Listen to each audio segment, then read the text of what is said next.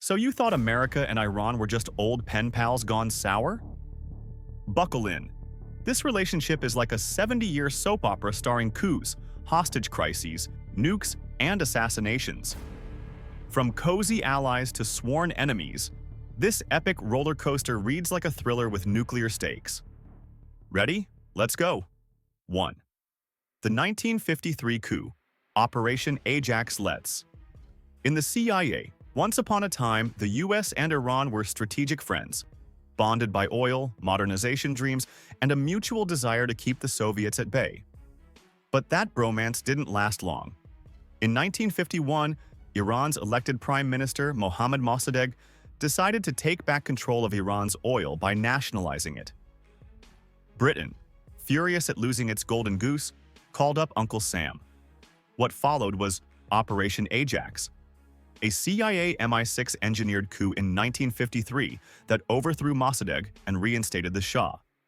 It was a textbook power move for the US, but for Iranians, it felt like democracy got punched in the throat. This wasn't just foreign meddling, it was betrayal. And though Washington might have celebrated the short-term win, the long-term cost was deep-rooted hatred. The coup planted seeds of bitterness that never stopped growing. 2. Atoms for peace. Nuclear resentment. Despite the coup, the US continued treating Iran like a favorite student. In the 1960s, under Eisenhower's Atoms for Peace program, America handed Iran a nuclear reactor and even helped train its scientists. There were smiles, white coats, and joint nuclear conferences. Iranian students were learning physics at MIT, dreaming of a high-tech future. But that generosity came with blind optimism. Because when Iran's regime changed, that shiny reactor morphed into a strategic threat. What was once a science project became a symbol of fear. The US unintentionally built the foundation for its own nuclear headache. 3. 1979. Islamic Revolution and the embassy takeover. Everything exploded in 1979. The Shah, now seen as a Western puppet, was overthrown by a revolution led by Ayatollah Khomeini. The monarchy crumbled. The Islamic Republic was born. What followed was one of the most humiliating moments in US diplomatic history. On November 4th, Iranian students stormed the American embassy in Tehran. 52 Americans were taken hostage and held for 444 grueling days. Flags burned, chants of "Death to America" rang out, and images of blindfolded diplomats flashed across global TV screens. This wasn't just a crisis, it was a full-on rupture. The hostage ordeal turned tension into deep animosity. America felt disrespected, Iran felt empowered. The bridge between them didn't just collapse, it was torched. 4th. Operation Eagle Claw, awkward rescue attempt. In 1980, the US tried to end the nightmare with Operation Eagle Claw, a covert military mission to rescue the hostages. The plan was complex, bold, and full of hope, but it crashed, literally. Helicopters malfunctioned, crashed into one another in the desert, and 8 US soldiers lost their lives. The operation was a disaster. Iran gloated. America looked weak. President Carter's image tanked. It was one more humiliation that reinforced the new reality. Iran and America weren't just rivals, they were enemies. 5. Iraq-Iran war and the Iran-Contra curveball. As Iran dealt with revolution, Saddam Hussein invaded from next-door Iraq in 1980. The Iran-Iraq War began, a brutal, bloody 8-year conflict. The US claimed neutrality, but behind the scenes, it was playing a dangerous game. Enter the Iran-Contra affair. America secretly sold weapons to Iran, even while labeling it a terrorist state, and used the profits to fund rebel fighters in Nicaragua. When the truth came out, it stunned the world. Was the US helping the enemy? Yes. Hypocrisy? Beyond. The scandal damaged America's image and showed Iran that Washington's foreign policy was as slippery as oil.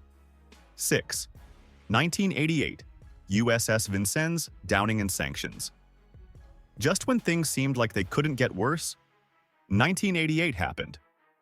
A U.S. Navy cruiser, the USS Vincennes, mistakenly shot down Iran Air Flight 655 over the Persian Gulf. All 290 passengers on board, men, women, children, were killed. The U.S. called it a tragic accident. Iran called it murder. Worldwide outrage followed. It was a moment of unimaginable loss and fury. In response to Iran's defiance and regional aggression, the U.S. hit hard with sanctions, labeling Iran a state sponsor of terrorism, banning arms deals, and economically isolating the country. The relationship was now radioactive, literally and figuratively. 7. Axis of evil and nuclear showdowns.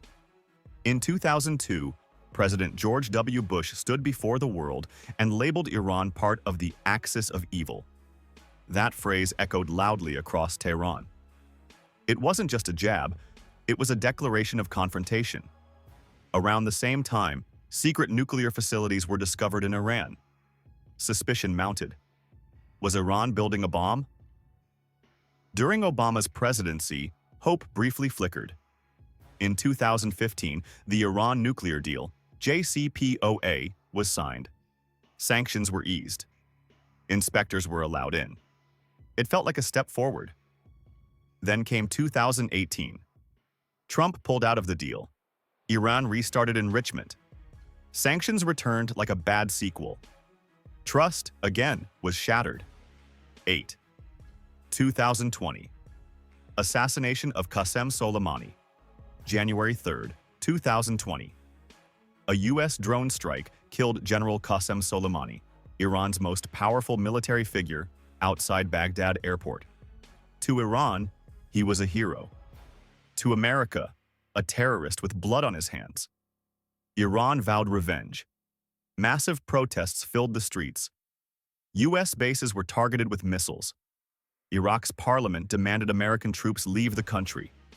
The world held its breath. The balance was off. This wasn't just a military blow, it was a direct slap in the face. Tensions soared again, and back-channel diplomacy slammed shut. 9. 2025 U.S. airstrikes on Natanz, Fordo, and Isfahan. Fast forward to June 21, 2025. The U.S., alongside Israel, launched coordinated airstrikes on Iran's nuclear sites, Natanz, Fordo, and Isfahan. Trump, back in power, hailed it as a victory. Iran insisted damage was minimal, but anxiety rippled across the globe. What happens next? Retaliation? Proxy attacks? Strait of Hormuz blockade? Oil prices jumping through the roof? The calm was fake. The region was a powder keg, and sparks were flying. 10. The proxy war. Chessboard. Iran doesn't fight the U.S. directly. Instead, it plays the proxy game, arming Hezbollah in Lebanon, Houthis in Yemen, militias in Iraq and Syria. The U.S. responds through its allies, Israel, Saudi Arabia, the UAE. Missiles are launched. Drones explode. Cyber attacks hit power grids. Neither side claims credit, but both know who's behind the curtain. The real war is silent, indirect, and deadly. 11th. Diplomatic whack-a-mole and secret backchannels. Even in the middle of all this chaos, whispers of diplomacy never die. In 2001, both nations quietly cooperated in Afghanistan. In 2013, Obama and Rouhani broke silence with a phone call. Swiss and Omani channels kept things barely alive. Even in 2025, Congress floated new diplomatic outreach. But every time progress begins, another headline ends it. A bombing, a speech, a tweet. The diplomacy is always one step forward, 3 explosions back. 12. Why it's not over. Yet Iran wants to be a regional power. It wants nukes not to use, but to guarantee no one invades. The U.S. wants Iran contained, defanged, and defunded from proxy wars. Israel, Saudi Arabia, and the Emirates back the U.S. Syria, Iraq's militias, and Hezbollah stand with Iran. It's not just about nukes, it's about identity, ideology, and survival. Every drone, every strike, every sanction drives the wedge deeper. Yet neither side wants full war.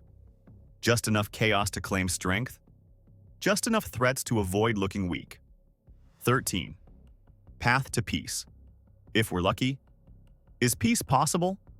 Maybe. If both sides swallow pride and pick progress. Restarting the nuclear deal is a start. De-escalating proxy forces would be huge. Supporting Iranian civil society, allowing cultural exchanges, and removing Twitter insults from foreign policy might help. But above all, peace requires trust. And right now, trust is more rare than diplomacy itself. Still, history has shown that even the bitterest enemies can change course, if not for love, then at least for survival. So there it is, a saga of spies, bombs, oil, pride, and power. The US-Iran story is a real-life Game of Thrones with nukes instead of dragons. And we're still stuck somewhere in the middle seasons. If you found this ride epic, slam that like button like it's a peace button in Tehran. Drop a comment. Will US and Iran ever be friends again? Or are we stuck watching the final season of global chaos? Subscribe for more breakdowns. Next up, how Israel and Iran secretly talked while everyone freaked out.